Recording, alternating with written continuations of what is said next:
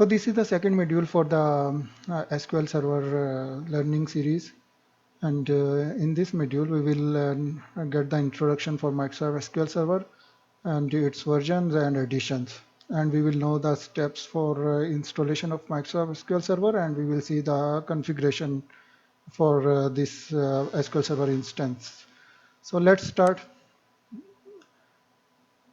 तो हम जो है ना देखते हैं कि एसक्यूएल सर्वर को हम कैटेगराइज कर सकते हैं दो कंपोनेंट्स के अंदर। एक तो इसका वर्क स्टेशन कंपोनेंट हो जाएगा और दूसरा इसका सर्वर कंपोनेंट्स होगा। वर्क स्टेशन कंपोनेंट जो होता है ये क्लाइंट से रिलेटेड है, क्लाइंट्स टूल है और इसके लिए क्लाइंट मशीन चाहिए, किसी भी जो है ये डिवाइस के ऊपर ये इंस्टॉल हो सकता है। और इसके जो है इसके कंपोनेंट्स में कौन कौन से पार्ट्स इन्वॉल्व होते हैं, इसकी एग्जांपल जो है सीक्वल सर्वर मैनेजमेंट स्टूडियो है। सीक्वल सर्वर मैनेजमेंट स्टूडियो के ज़रिए जो है हम एसक्यूएल सर्वर के साथ कम्युनिकेशन करेंगे। और इसका जो है प्रोफाइलर है। प्रोफाइलर जो होता है ये ग्राफिकल टूल है और इसकी जो है एसक्यूएल सर्वर की मॉनिटरिंग के लिए, परफॉर्मेंस मॉनिटरिंग के लिए यूज़ होता है। और एसक्यूएल सर्वर का जो है वो डाटा टूल्स है। डाटा टूल जो होते हैं ये हमें जो है जब हम इसके warehousing, data warehousing की मॉड्यूल की तरफ जाएंगे उसके लिए जो है SQL server data tool use होता है। तो इस तरह जो है एसक्यूएल सर्वर का जो दूसरा कंपोनेंट है, जो दूसरा पार्ट है वो सर्वर पार्ट है। सर्वर पार्ट जो होते हैं इसके अंदर कुछ सर्विसेज हैं, वो कौन कौन सी सर्विसेज हैं उसके अंदर जो है एसक्यूएल सर्वर सर्विस है। एसक्यूएल सर्वर सर्विस जो होती है ये ही बेसिक सर्विस है। अगर ये सर्विस स्टार्ट नहीं होगी तो हम एसक्यूएल सर्वर के साथ कम्युनिकेट नहीं कर सकेंगे। ये एसक्यूएल सर्वर की डाटाबेस इंजन की सर्विस है। और इस तरह जो है एसक्यूएल सर्वर की जो है एजेंट सर्विस है।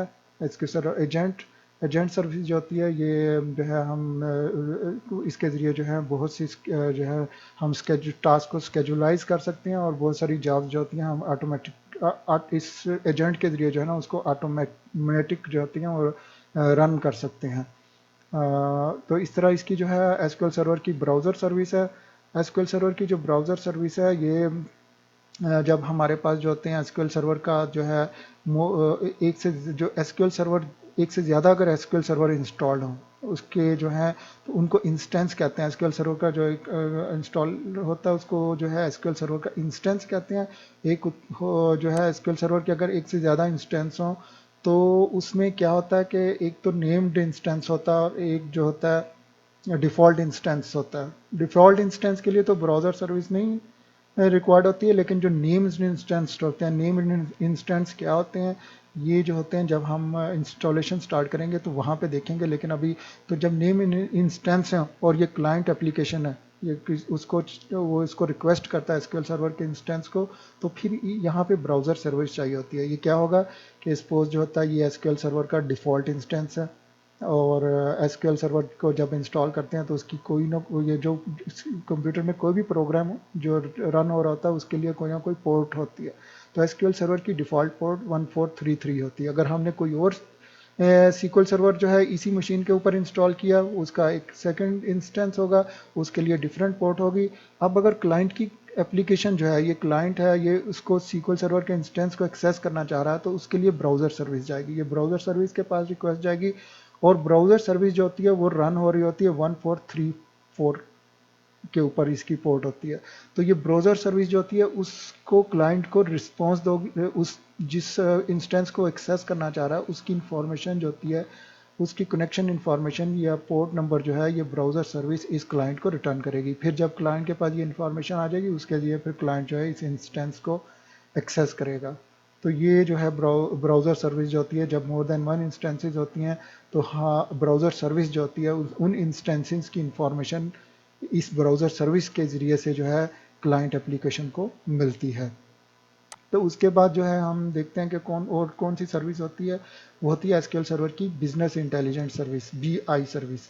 बिजनेस इंटेलिजेंट सर्विस जो होती है ये डाटा वेयर हाउसिंग के लिए यूज़ होती है। डाटा वेयर हाउसिंग क्या होता है कि ये एक जो होता है टेक्निक्स होती हैं जिसके अंदर क्या होता है कि उस किसी भी ऑर्गेनाइजेशन का, एंटरप्राइज का जो होता है huge data from heterogeneous sources, यानी कि बहुत सारे सोर्सेज से जो डाटा आके वहाँ पे कलेक्ट होता है तो वो डाटा वेयर हाउस कहलाता है। तो लाइक एक ऑर्गेनाइजेशन का मतलब कि उसका मल्टी ईयर्स का डाटा जो होता है ना उसके अंदर बहुत सारी डाटाबेसेस चल रही हैं एक ऑर्गेनाइजेशन के अंदर, उन सब का डाटा कंसोलिडेटेड डाटा जो होता है ना एक जगह पे कलेक्ट होना होता है।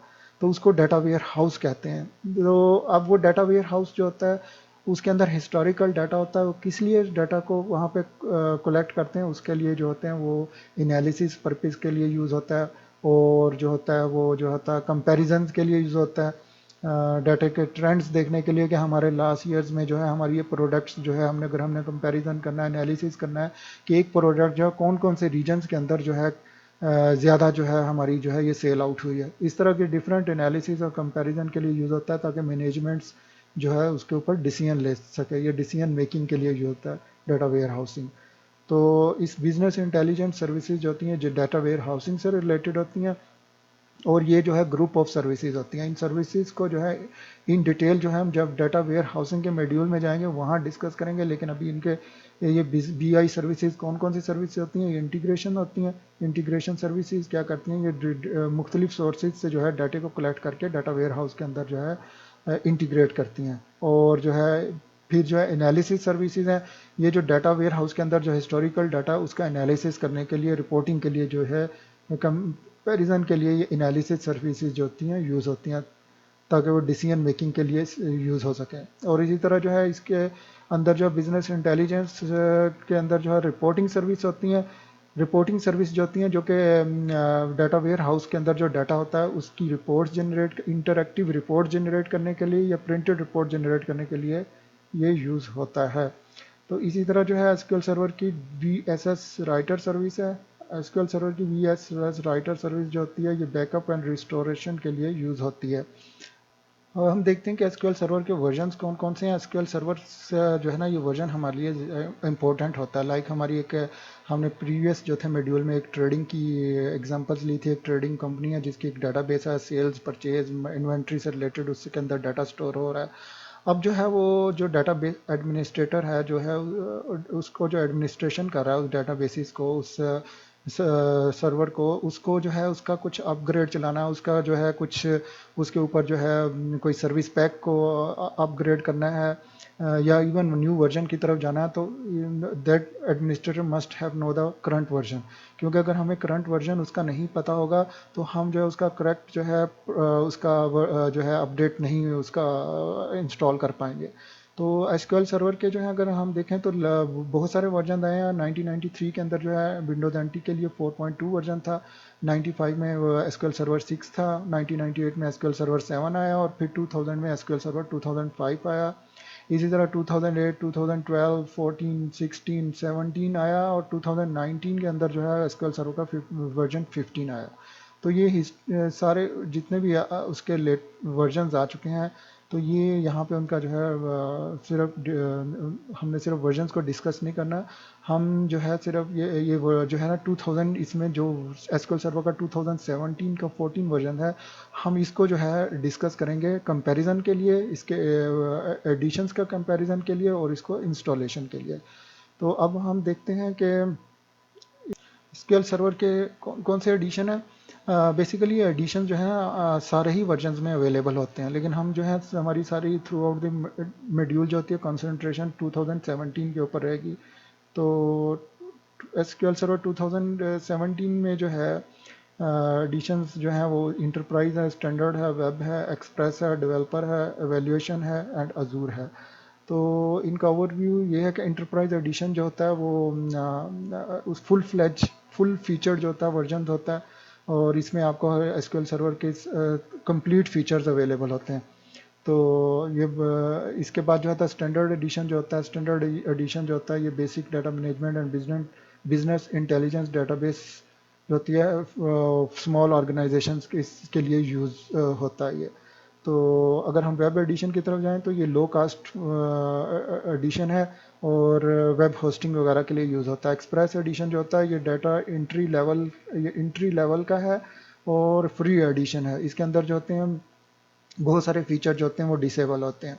तो डेवलपर एडिशन जो होता है बेसिकली जो होता है इसके अंदर भी इंटरप्राइज लेवल के फीचर्स अवेलेबल होते हैं, लेकिन ये डेवलपमेंट और टेस्टिंग के लिए यूज़ होता है। और वैल्यूएशन एडिशन जो होता है ये भी फुल फ्लैज फीचर्ड एडिशन है। All features of enterprise edition are available in valuation edition, लेकिन ये ट्रायल एडिशन होता है और ये फ्री एडिशन है और ओनली फॉर 180 डेज के लिए अवेलेबल होता है। इस तरह एसक्यूएल सर्वर का एक अजूर एडिशन जो कि इसका क्लाउड बेस्ड वर्जन है। तो अब हम एडिशन का कंपैरिजन करते हैं कि कौन कौन से फीचर जो हैं इस एडिशन में अवेलेबल हैं और दूसरे एडिशन में नहीं अवेलेबल। तो हम जब इसका कंपैरिजन करते हैं स्केलेबिलिटी के पॉइंट ऑफ व्यू से, तो स्केलेबिलिटी के पॉइंट ऑफ व्यू से अगर हम पहले फीचर का देखें कि इसका maximum compute capacity SQL server के डेटाबेस इंजन का मैक्सिमम कंप्यूट कैपेसिटी को अगर कंपैरिजन करें कि वो इंटरप्राइज में क्या हमें अवेलेबल है, तो इंटरप्राइज में जो है ऑपरेटिंग सिस्टम की ये मैक्सिमम अवेलेबल है, जो जितना ऑपरेटिंग सिस्टम सपोर्ट करता है एसक्यूएल सर्वर उसको सपोर्ट करेगा। अगर स्टैंडर्ड एडिशन में जाएं तो स्टैंडर्ड एडिशन जो होता है वो 4 सॉकेट्स या 24 कोर्स तक लिमिटेड है। अब ये सॉकेट्स क्या होती हैं? सॉकेट जो होती है जो हमारे मदरबोर्ड होता है उसके ऊपर जो ये फिजिकली कनेक्टेड होती है, और उसके ऊपर इसके ऊपर ये एक प्रोसेसर होता है, और प्रोसेसर के अंदर जो होती हैं फिर कोर्स होती हैं। प्रोसेसर 2 कोर्स भी हो सकता है, 4 कोर्स भी हो सकता है, इससे ज़्यादा का भी हो सकता है। तो जो स्टैंडर्ड एडिशन है एसक्यूएल सर्वर का 2017 का वो सिर्फ 4 सॉकेट्स को सपोर्ट करता है, या 4 सॉकेट के अंदर जो है 24 कोर्स तक मैक्सिमम को सपोर्ट करता है। अगर हम वेब एडिशन में जाएं तो वेब एडिशन जो है वो भी 4 सॉकेट्स को सपोर्ट करता है, लेकिन 4 सॉकेट्स के अंदर सिर्फ 16 कोर को सपोर्ट करता है। अगर इससे ज़्यादा कोर्स उस सिस्टम में उस सर्वर में होंगी तो अगर, और वेब एडिशन जो है उनमें से मैक्सिमम 16 को सपोर्ट करेगा, बाकी को नहीं सपोर्ट करेगा। तो अगर इसी तरह एक्सप्रेस एडिशन है जो कि फ्री लाइसेंस्ड है, तो ये सिर्फ एक सॉकेट को सपोर्ट करेगा, और उस एक सॉकेट के अंदर मैक्सिमम 4 कोर्स को सपोर्ट करेगा। तो ये जो अगर मोर देन वन कोर्स हैं तो ये पैरेलल प्रोसेसिंग के लिए यूज़ होते हैं। इसी तरह अगर हम दूसरा फीचर देखें कि मैक्सिमम कंप्यूट कैपेसिटी एनालिसिस और रिपोर्टिंग सर्विसेज के लिए देखें। पहला फीचर तो था कि डेटाबेस इंजन के लिए सर्विस के लिए, अब है एनालिसिस एंड रिपोर्टिंग सर्विस, जो कि हमने देखा था कि ये हमारी वेयर हाउसिंग के लिए, डाटा वेयर हाउसिंग के अंदर यूज़ होंगी। तो इसके लिए भी जो है वो इसकी कॉन्फ़िगरेशन सेम है जो कि हमारी जो थी डेटाबेस इंजन की सर्विस के लिए थी। अगर हम तीसरा फीचर जो है maximum memory for buffer pool के लिए देखें कि डेटाबेस इंजन सर्विस जो होती है उसकी कितनी बफर पूल की मेमोरी को जो है ये सपोर्ट करते हैं डिफरेंट एडिशन। ये बफर पूल क्या होता है? बफर पूल जो होता है ये जो है एसक्यूएल सर्वर की जो है इसको मेमोरी होती है एसक्यूएल सर्वर की डेटाबेस इंजन की, इसको बफर कैशे भी कहते हैं। और इसके अंदर जो होता है वो एसक्यूएल सर्वर जो होता है अपना जो है ये इंडेक्सिंग के लिए, और जो भी कोई क्यूरी होगी टास्क होगी डिस्क से अपनी कैशे के अंदर लेकर आता है, फिर वहाँ के ऊपर जो होता है इसकी प्रोसेसिंग करता है जो डेटाबेस इंजन है। तो ये जो है बफर कैशे या बफर पूल जो है डेटाबेस इंजन कितनी सपोर्ट करता है? अगर ये हमारे पास इंटरप्राइज एडिशन है तो जितना वो ऑपरेटिंग सिस्टम यानी जितना सर्वर जो का ऑपरेटिंग सिस्टम सपोर्ट कराएगा उस उतने ही जो है ये एसक्यूएल सर्वर का इंटरप्राइज एडिशन भी सपोर्ट करेगा। लेकिन स्टैंडर्ड एडिशन है तो मैक्सिमम 128 GB मेमोरी को सपोर्ट करेगा। इससे ज़्यादा अगर मेमोरी है तो वो उसको सपोर्ट नहीं करेगा स्टैंडर्ड एडिशन। और अगर वेब एडिशन है तो वो 64 GB को सपोर्ट करेगा। और अगर हमारा ये फ्री वाला एडिशन है एक्सप्रेस एडिशन, तो अगर हमारे पास उस सर्वर के अंदर 128 GB है तो वो सिर्फ उसमें से जो है 1410 MB को या 1 GB और 386 मेमोरी को सपोर्ट करेगा, बाकी मेमोरी को वो सपोर्ट नहीं करेगा। तो एक्सप्रेस एडिशन की ये लिमिटेशंस है। तो अगर हम देखेंगे ये maximum memory for column store feature जो होता है ये परफॉर्मेंस के लिए यूज़ होता है। तो ये जो है डाटा वेयर हाउसिंग का फीचर है। तो इसमें जो है हम देखते हैं कि ये जो है इंटरप्राइज स्टैंडर्ड और वेब एक्सप्रेस एडिशन क्या क्या सपोर्ट। तो maximum memory for column store के लिए इंटरप्राइज एडिशन जो होता है ना अनलिमिटेड मेमोरी को सपोर्ट करता है।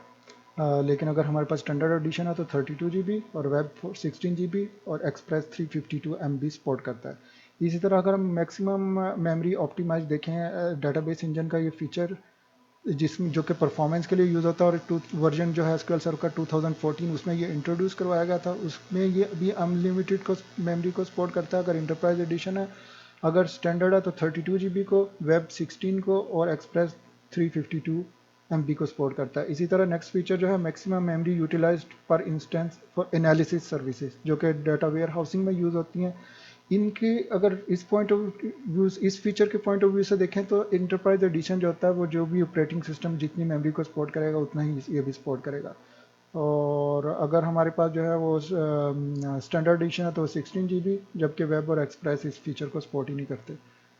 इसी तरह जो है वो मैक्सिमम मेमोरी यूटिलाइज पर इंस्टेंस रिपोर्टिंग सर्विस के लिए अगर हम देखें तो रिपोर्टिंग सर्विस जो कि डाटा वेयर हाउसिंग का फीचर है, इसमें भी इंटरप्राइज एडिशन जो है वो जितना ऑपरेटिंग सिस्टम मैक्सिमम सपोर्ट करता है ये भी उतना ही सपोर्ट करेगा। अगर स्टैंडर्ड एडिशन है तो 64 GB को, और वेब भी 64 GB को, जबकि एक्सप्रेस जो है डाटा वेयर हाउसिंग के इस फीचर को सपोर्ट ही नहीं करता। और इसी तरह जो है अगर डाटाबेस का जो साइज़ होगा वो कितना सपोर्ट करता है, अगर हमारे पास इंटरप्राइज एडिशन है तो 524 पीटाबाइट है, जो कि 1000 टेराबाइट बनता है 1000 टेराबाइट को, और it's a very big huge size. और स्टैंडर्ड भी सेम इतना ही 524 पीटाबाइट को सपोर्ट करता है। और अगर वेब एडिशन है तो वो भी 524 पीटाबाइट को सपोर्ट करता है, जबकि एक जो एक्सप्रेस फ्री एडिशन है वो सिर्फ 10 GB हमारी डाटाबेस को सपोर्ट करता है। अगर डाटाबेस का साइज़ 10 GB से ज़्यादा हो गया और हमारे पास एक्सप्रेस एडिशन है तो वो इस साइज़ को सपोर्ट नहीं करेगा। तो ये था स्केलेबिलिटी के पॉइंट ऑफ व्यू से जो था हमने एसक्यूएल सर्वर के वर्जन का कंपैरिजन किया। तो अब हम जो है कंपैरिजन करते हैं उसके मैनेजमेंट टूल्स के पॉइंट ऑफ व्यू से कि कौन कौन सा जो है हमारे पास एडिशन किस किस टूल को जो है वो सपोर्ट करता है। मैनेजमेंट टूल में पहले है SQL server management object. SQL server management जो है ना ऑब्जेक्ट, ये डॉट नेट की जो है कुछ क्लासेस हैं, लाइब्रेरी हैं, जिनको यूज़ करके जो है हम एसक्यूएल सर्वर मैनेजमेंट स्टूडियो, जिसके ज़रिए हम डाटाबेस से कम्युनिकेट करते हैं, क्यूरीज लिखते हैं, वैसा ही प्रोग्रामेटिकली जो है ना सेम फीचर जो है using dot net programming language उसके ज़रिए उसको सेम फंक्शनैलिटी क्रिएट कर सकते हैं। तो ये वाला एस एम ऑब्जेक्ट्स जो होते हैं ये एसक्यूएल के सारे ही एडिशंस में अवेलेबल है। इसी तरह कॉन्फ़िगरेशन मैनेजर है एसक्यूएल सर्वर का, जो कि एसक्यूएल सर्वर की कॉन्फ़िगरेशन के लिए यूज़ होता है। उसके ये एक टूल है, जब एसक्यूएल सर्वर की इंस्टॉलेशन करते हैं तो उसके साथ ये कॉन्फ़िगरेशन मैनेजर भी इंस्टॉल हो जाता है। तो कॉन्फ़िगरेशन मैनेजर के लिए जो है वो जो है हम नेटवर्क प्रोटोकॉल्स को कॉन्फ़िगर कर सकते हैं। अगर एसक्यूएल सर्वर के बहुत सारे इंस्टेंस हैं, कुछ इंस्टेंसेस को हाइड करना हो तो इसके कॉन्फ़िगरेशन मैनेजर में जाकर उनको उनकी सेटिंग की जा सकती है।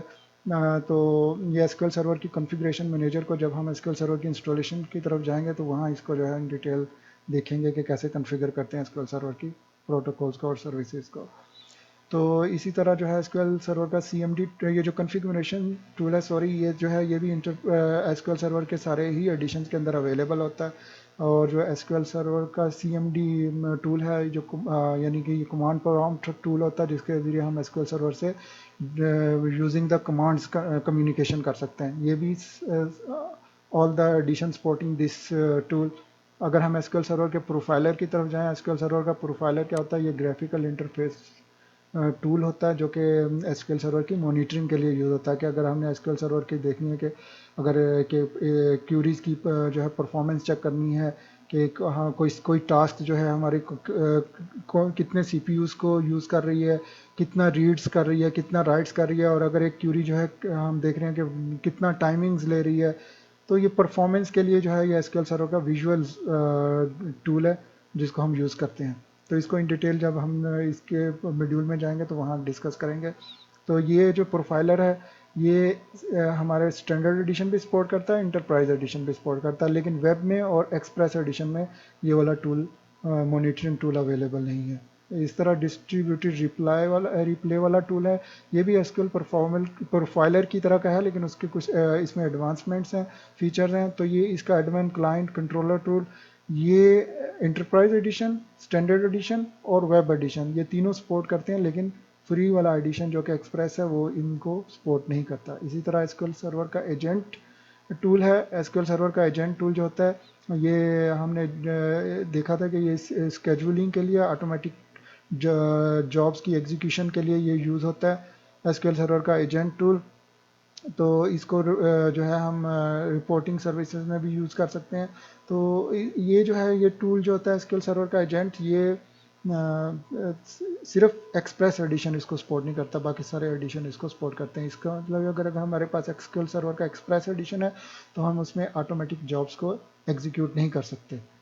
तो इसी तरह डाटाबेस का ट्यूनिंग एडवाइज़र का एक टूल है, जो कि ट्यूनिंग एडवाइज़र जो होता है एक वर्कलोड हम इसको एक टास्क का देते हैं और ये फिर उसकी ट्यूनिंग करके हमें जो है रिकमेंडेड कुछ एडवाइजेस करता है, रिकमेंडेशन देता है कि हम इसको कैसे इम्प्रूव कर सकते हैं, क्या क्या इंडेक्सेस क्रिएट कर सकते हैं। ट्यूनिंग एडवाइज़र टूल जो है जब हम डाटा इस के ये मॉड्यूल को ट्यूनिंग वाले मॉड्यूल को डिस्कस करेंगे तो वहाँ इस टूल को भी देखेंगे।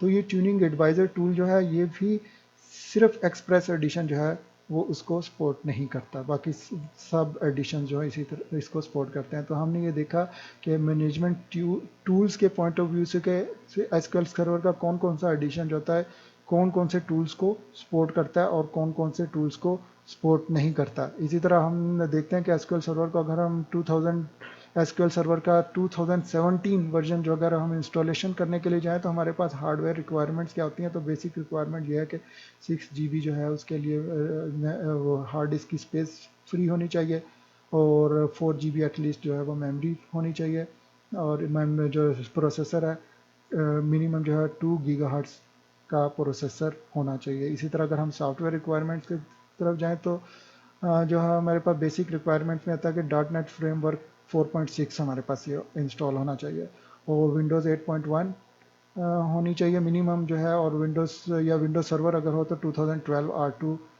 हमारे पास होना चाहिए। तो ये एसक्यूएल सर्वर की बेसिक रिक्वायरमेंट थी सॉफ्टवेयर के पॉइंट ऑफ व्यू से। तो अगर हम अब जो है एसक्यूएल सर्वर की इंस्टॉलेशन की तरफ जाते हैं तो इंस्टॉलेशन के क्या क्या स्टेप्स हैं अब हम उनको डिस्कस करेंगे।